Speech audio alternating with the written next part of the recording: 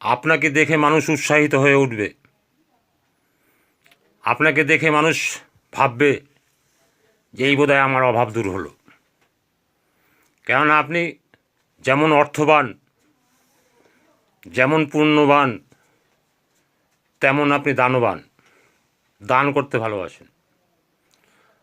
আপনাকে দেখে মানুষ ভাববে যে এইবার বোধহয় আমার অভাব দূর হলো। চায়ের দোকানে ছেলেপেলে যারা বসে আছে তারা ভাবলো এইবার উনি এসছে, এবার আমাদের সবাইকে চা খাওয়াবে।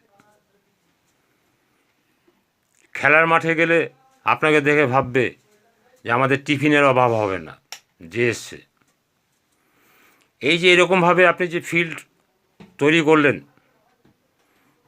এটা কত বড় সম্মানের কাজ বলুন তো।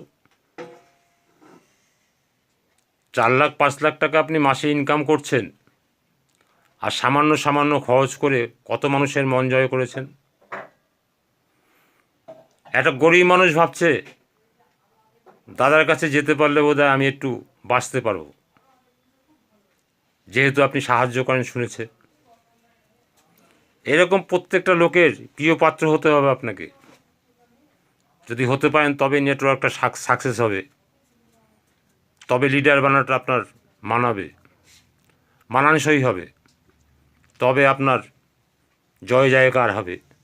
আপনার লোকে বলবে অমুকচন্দ্র অমুক অমুক দাঁড়িয়ে গেছে এবং প্রত্যেকটা মানুষকে ভালোবাসছে, ওনাকে দেখে ওনার কাছ দিয়ে আমি বাঁচার স্বাদ পেয়েছি, আবার নতুন করে বেঁচে উঠেছি।